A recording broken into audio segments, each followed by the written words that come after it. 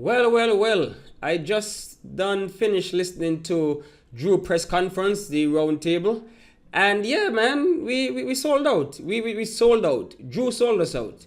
Drew bent the knee. I cannot believe my proud nation, mother colony of the West Indies, the sparker of labor relations in 1935. I cannot believe that my proud country has bent the knee to the orange man, Donald Trump, in the United States of America. So I'm going to play this video to just show you what he said as it relates to that. But before you do, listen, subscribe to the channel, like the video, so that you know when we drop more videos of this nature. But yeah, hear what the man say. Just hear what Drew said. Hear what Drew went to say about St. Kitts and America now. I know we are intelligent people. I know we have been looking very closely, and I know our people understand that the geopolitical environment at this time is not what we have been accustomed to. We know that there have been shifts, and so being proactive is very important, and I want to thank our people, of course, who have been involved in this. So St. Kitts and Nevis has negotiated and entered into a memorandum of understanding with the United States of America for the potential transfer of certain third country nationals. And I want us to listen carefully, who are citizens or nationals of the Caribbean community. I don't care how much you try to nice it up. You know, about they must be citizens of the Caribbean, of CARICOM. So, what happened to the rest CARICOM nations? They can't accept the people? And he tried to sell it as much as possible. So in essence, what you're saying here, just to clarify, we are now accepting deportees from America. Trump and his immigration nonsense right now, we are now part of it. We are now accepting deportees from the United States of America. He trying to make it sound like, okay, he said only CARICOM state members we are accepting. He's saying that they are not violent, they wasn't charged with nothing sexual or violence. Maybe they overstay or something. Not even he's sure, not even nobody's sure. Because you're dealing with Trump, you're dealing with the DOJ, you don't know. And so, a lot of questions. Like, why we have to accept people from other CARICOM nations? Why do we have to come straight here? Where they can't go home, and if they want to come back St. Kitts, come back. I don't understand this nonsense. But anyway, listen to him try to sell it. Try his best to sell this whole foolishness. This does not involve anybody outside of CARICOM. This is in keeping with our CARICOM principle.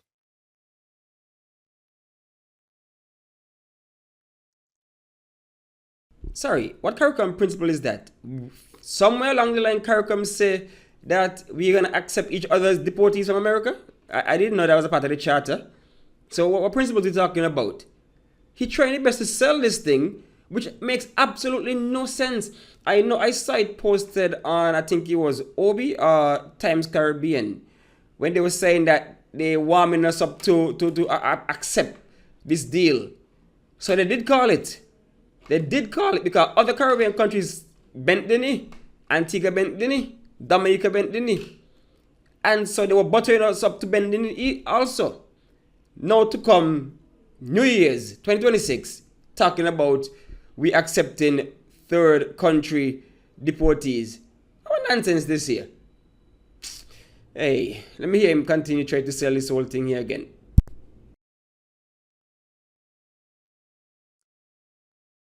And I will further say that because of security matters, it does not include Haiti at this particular time.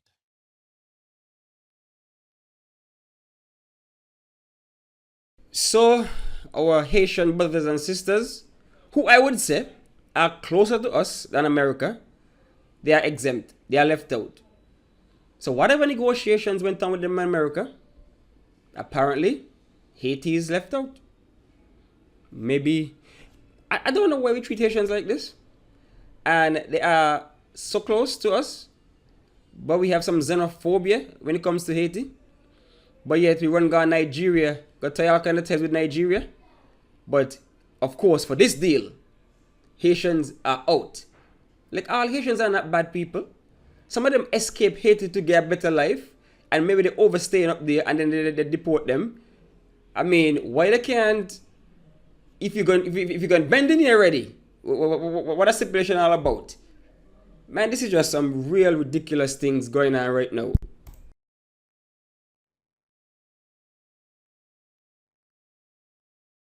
Does not involve and No, the video didn't freeze just now. He was lost for words.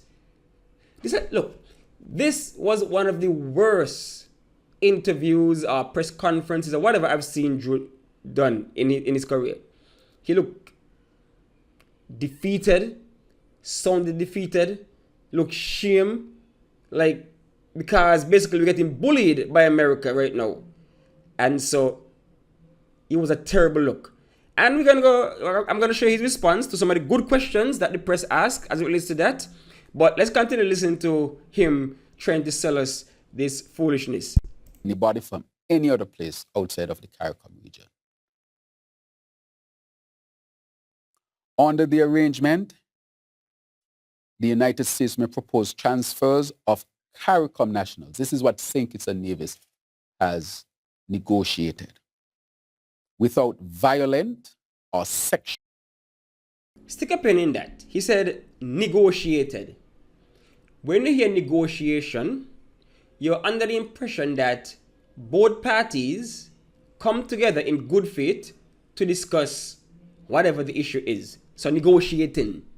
So we get something, they get something. Something for something. That's why you understand when you're negotiating. Nobody jumping into negotiations to get the worst. We try our best to compromise and so all parties are happy. But this is foreshadowing because he was asked directly what benefit would there be for St. Kitts in this negotiation. And you're going to hear him non-answer later on. But let me continue playing what he said about this whole nonsense that's going on right now. He trying his best to sell it. Criminal backgrounds. And St. Kitts and Nevis may accept them. We are not obliged according to the MOU. The MOU contemplates jointly develop operational procedures, including capacity-based limits and logistical arrangements. So in St. Kitts and Nevis's negotiations, through our proactive diplomacy, this only contemplates CARICOM citizens. At this time, for security reasons, excluding Haiti. These CARICOM nationals, they are without violent or sexual criminal backgrounds.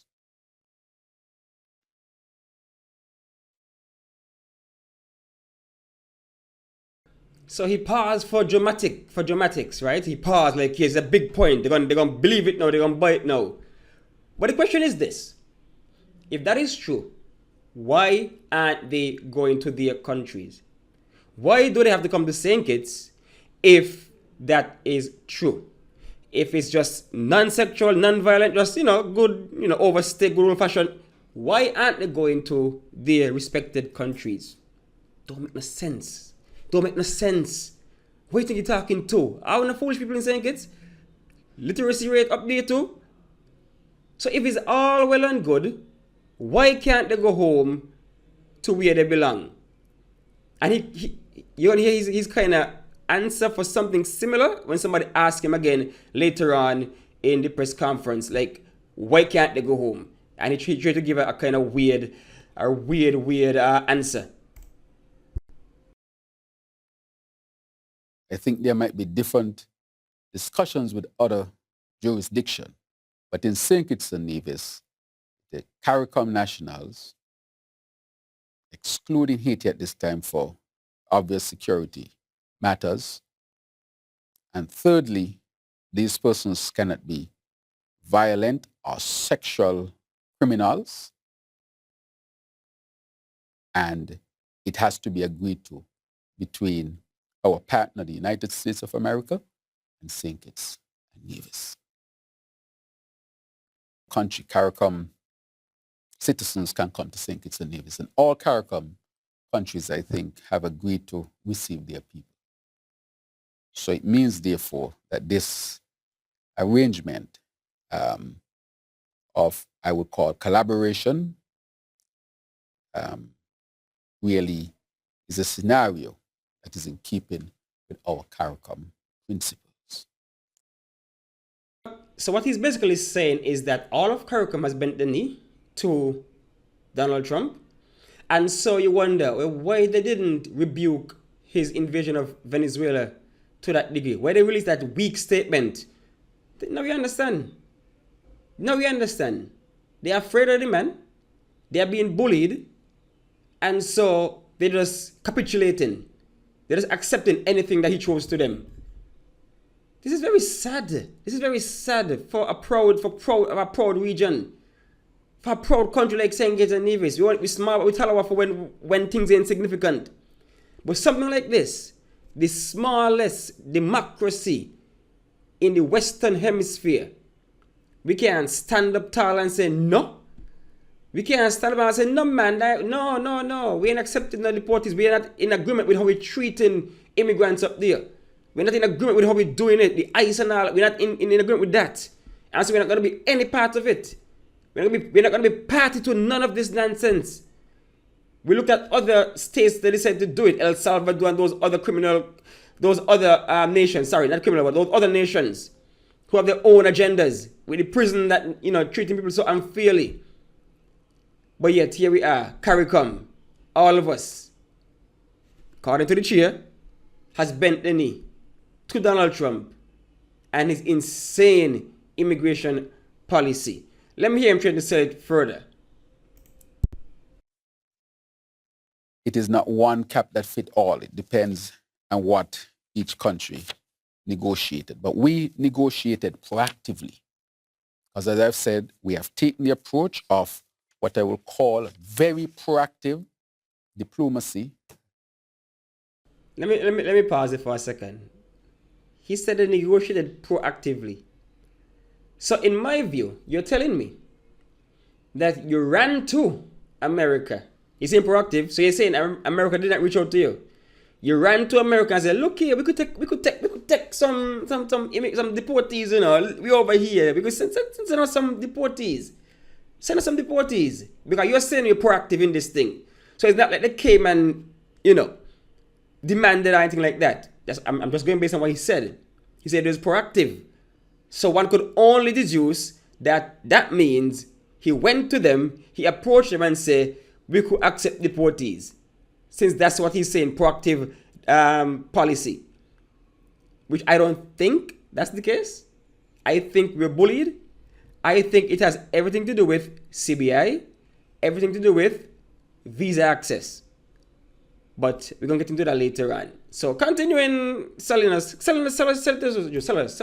That is a diplomacy in good faith so that the best scenarios can be reached considering all of the factors involved.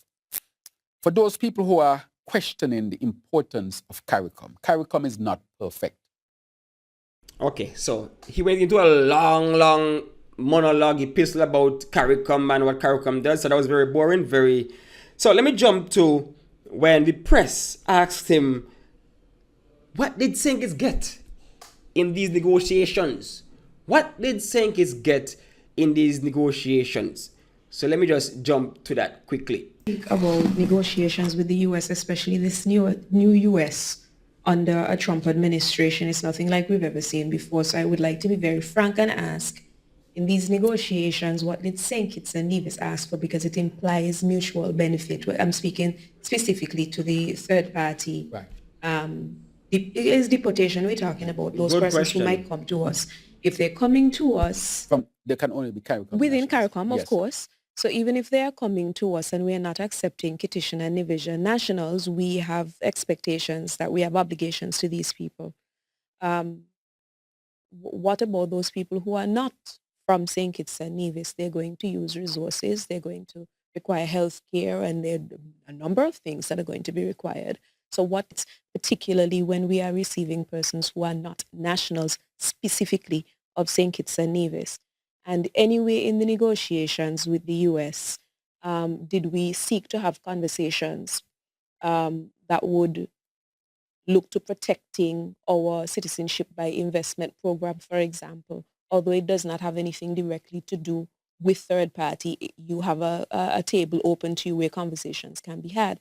Concerned about that and would like to ask that question. The second.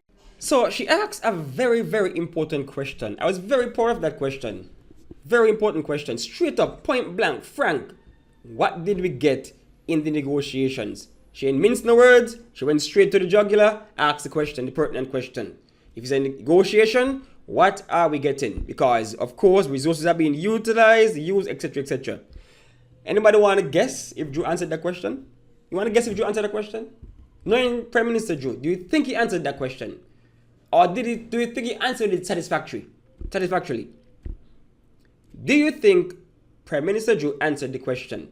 The answer is, of course, no.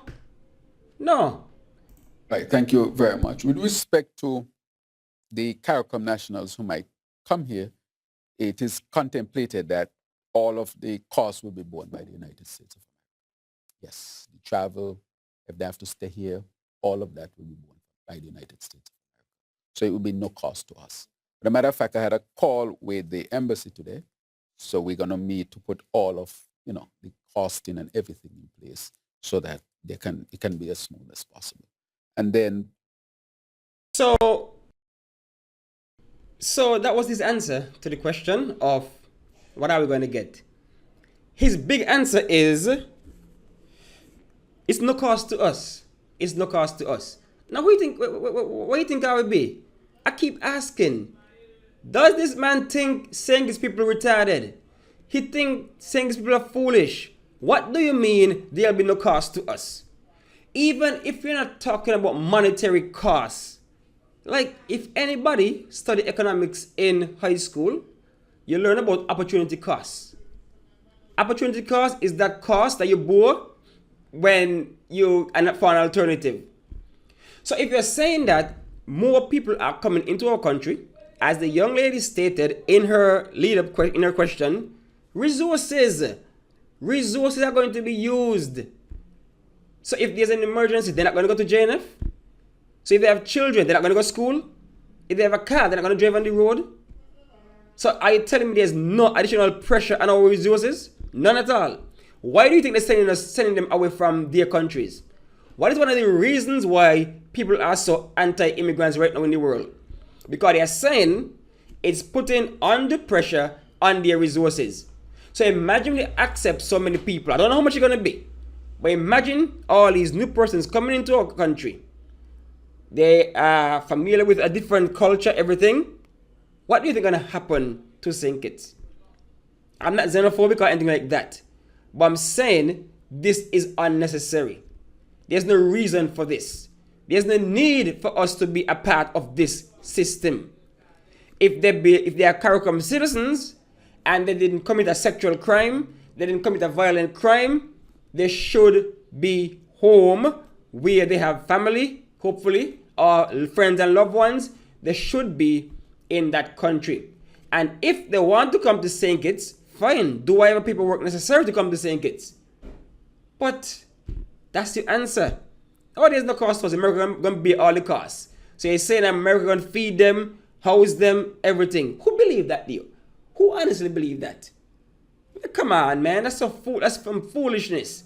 So again, he was given a second chance to answer this question because a next journalist straight up asked him again, what are the benefits to St. Kitts? What are the benefits to St. Kitts? So he was asked the question again. Dr. Drew. Good afternoon. I just wanted to touch on the question about third country deportees. Yes. What concrete benefits does this agreement provide to the citizens of St. Kitts and Nevis, and how does the government justify this decision in the national interest? Okay, good. So if you were to look at, and we have to understand what is happening with respect to negotiations. So we have negotiated this with the US, which the US wanted to negotiate.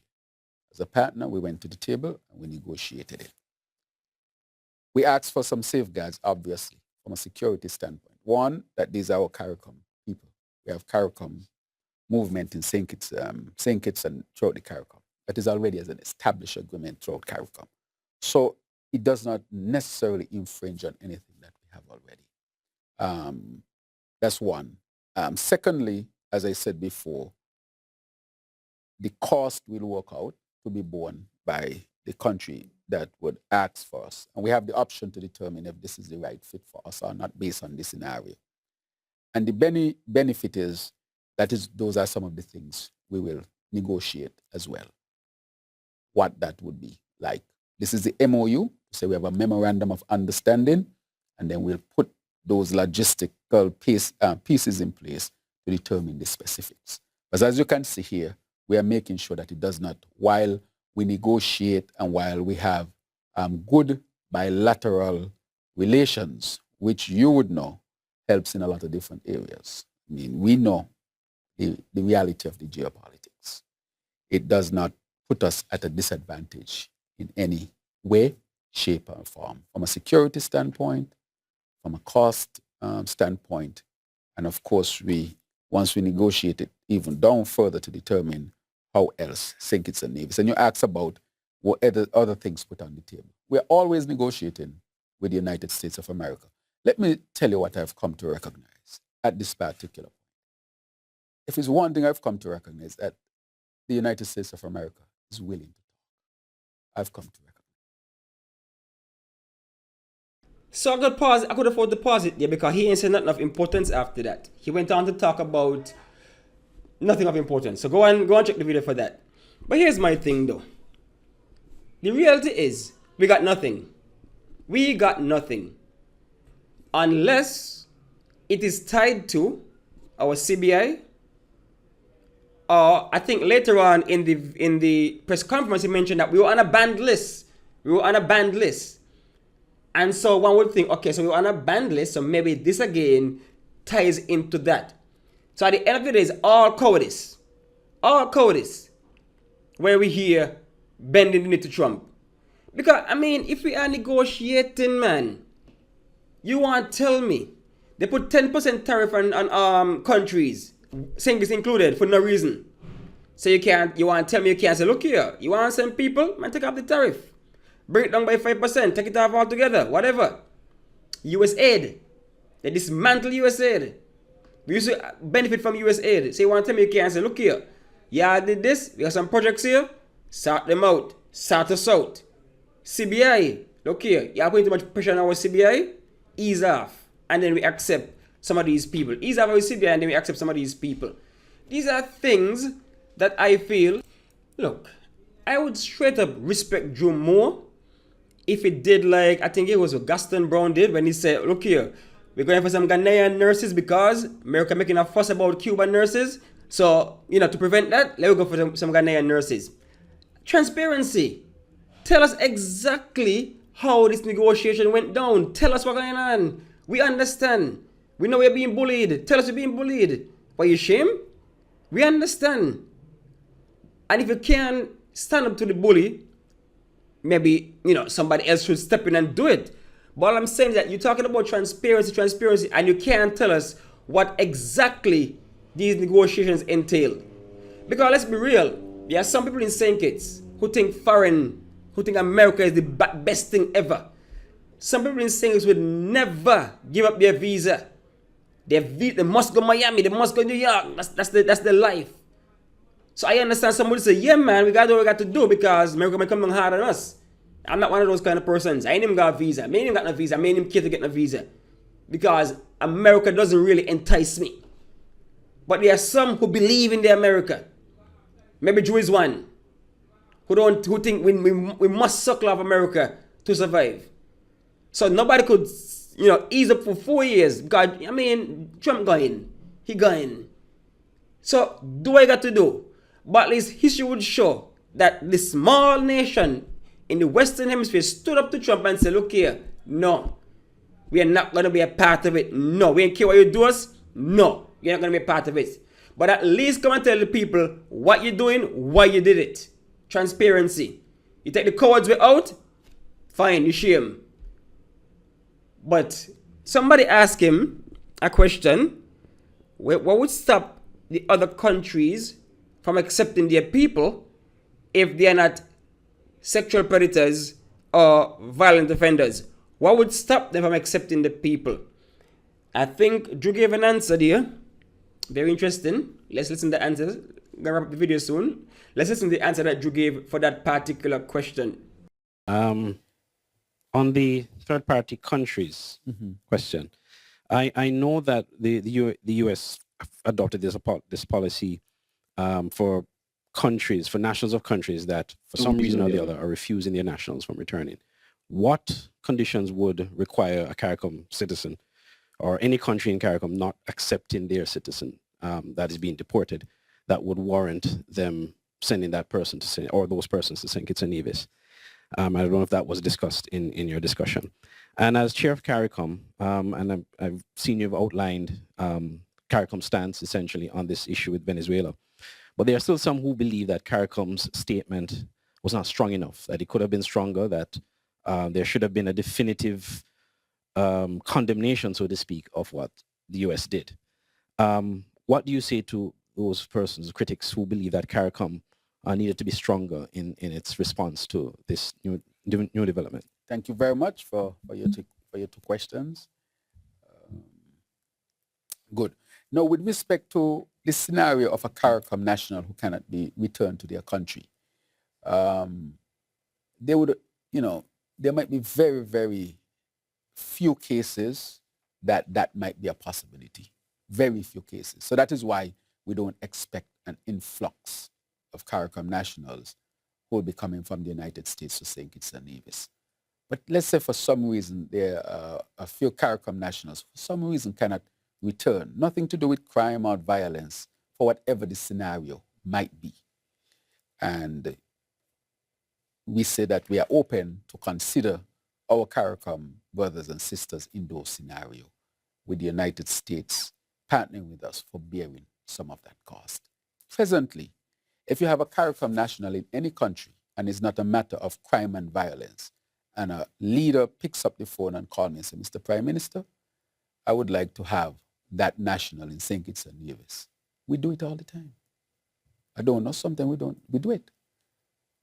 We do witness protection all the time. We take in CARICOM. Yep, so that's his answer. Witness protection, maybe witness protection, so we take them in. But he never answered the question about why somebody who is being deported from America cannot go back to their country of origin. If they're not sexual offenders, violent offenders, why can't they go back to their original country? There's no answer to that question. And so the whole thing just stinks. The whole thing just don't make no sense. The whole thing just don't make no sense. They're going to send whoever they want to St. Kitts because Drew ain't going to say no. They're going to send whoever they want to St. Kitts, and we're going to just have to accept it just like that. He can't even tell us the whole rundown of the negotiation. So this press conference was a little boring because it was the same greatest hits at the first until he mentioned this whole thing here. Then that's what really had the conversation going, because this is utterly ridiculous. I cannot believe that St. Kitts has done this to partner with Trump. So I normally try to make videos on Monday, Wednesday, and Friday, but today was a special day because of the press conference. So tomorrow, Friday, I'll try to speak about the rest things that were discussed in the round table. Try to summarize them. It's not much. It's the same, you could guess. Prison Project, Timothy Harris, CBI, desalination plant, solar project, geothermal, housing, same stuff, nothing new. So I'll discuss that tomorrow. So like, subscribe, hit the bell so you know when I drop that video, right? Let me know what you guys think about this whole us being a state accepting, you know, a third country accepting deportees. Let me know what you think. Let me know if you had a choice. Let me know what you think about us standing up to the US, whether, you know, whatever consequences be damned, whatever. Let me know what you think, right? So that's it for me for now.